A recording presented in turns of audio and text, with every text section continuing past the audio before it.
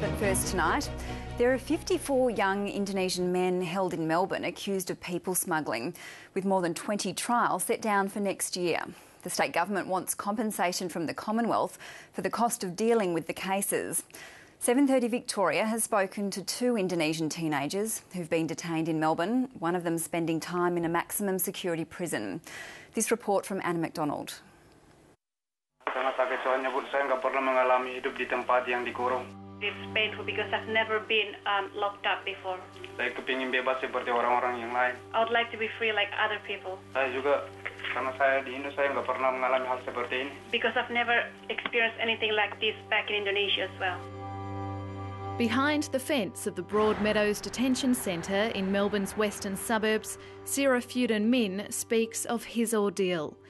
The 18-year-old Indonesian has spent 15 months in detention, two of those in a maximum security prison in Victoria. Sambil berpikir itu, saya bilang kenapa di sini apa nggak ada keadilan? I keep asking why would they do that to me? Is there no justice here? Immigration wouldn't let our cameras inside the detention centre, but we were able to talk to Sirafudan Min and another detainee, Dion Doman, over the phone. He was just 15 when he was charged with aggravated people smuggling. Dion, describe to me what happened when your boat was intercepted by Australian immigration. Tidur, tapi seperti saya tidur, tapi dulu. I was sort of sleeping but in a position of sitting down. Tapi aku juga nggak melihat bahwa kosong itu datang. But I didn't see them coming. Tapi tiba-tiba aja. And suddenly their red light was pointed at us. Dan mereka naik dengan speed. And then they got into our boat using a sort of speedboat. Dan itu juga saya duduk sambil menangis. And I was sitting down while I was crying. Karena saya takut. Because I was afraid. Saya baru pertama kali seperti itu dan saya takut. It was my first time. Saya sampai sebut nama ibu saya. And I was so afraid and I keep saying my mom's name.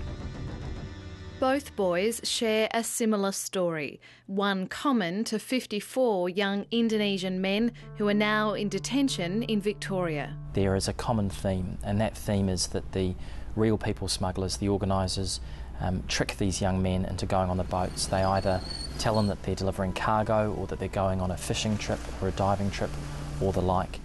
Aku tidak tahu, aku ditipu, aku tidak tahu. I didn't know, I was deceived, so I don't know. Saya pikir saya untuk mencari ikan, tapi tahu-tahunya mengantar orang, dan orangnya mengancam aku juga antar. I thought I was going fishing, but then I was transporting people, and these people was threatening me, that's why I was so scared. Because they had no identification, the boys were subjected to wrist x-rays, a method used by immigration to determine age. Despite repeatedly telling authorities they were under 18, the x-ray results showed they were both at least 19. There is no such thing as birth certificates. The mothers have given birth to their children in their houses. Sarah Westwood is the boys' lawyer.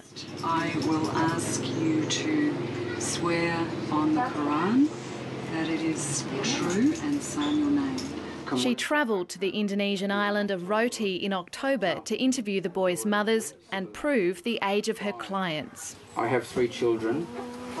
My eldest child is Dion. Dion was born in this village on the 9th of March 1996. The evidence saw Dion Doman fly home this week, and Sirafudan Min's charges also dropped. He too will go back to Indonesia. It was very moving meeting their mothers and seeing the conditions that they live in the villages. Dion had said to me before I left that when I went to his village and saw how he lived and how the people lived in his village, that I would understand everything about him. I think that's probably quite right. I did. It hasn't been done in Victoria, and it was a big decision for me to send 2 of our lawyers to the developing world. It was both a tremendous commitment by the lawyers, a great result, because 2 children who'd been held at times in adult prisons were sent home to their families. The obvious question here is why isn't it up to immigration to go to Indonesia and to collect the data and the evidence which your lawyers ended up having to do? The short answer to your question is it should be. This should be the job of the Australian Federal Police and the Department of Immigration and Citizenship to properly investigate. It's an issue the Home Affairs Minister, Brendan O'Connor, was forced to address while in Jakarta this week.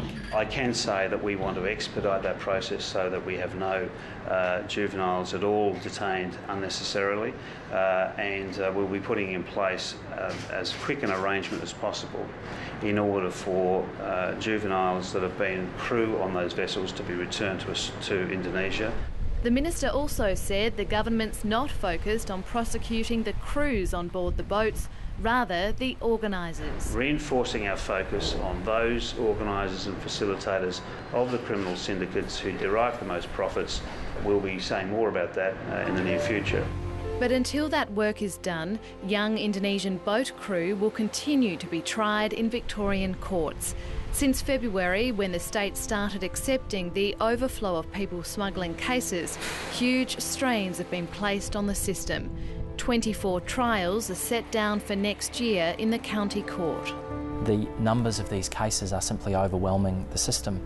So these young men are being held in custody for very long periods of time before they're even being charged. And then, of course, there are the delays right through until trial. The state government wants compensation for the growing costs of detaining and prosecuting those on people smuggling charges. The state's Attorney General, Robert Clark, says he'll write to his federal counterpart, Robert McClelland, arguing Victoria's legal system is under considerable strain. He says border protection is not the job of the states and territories.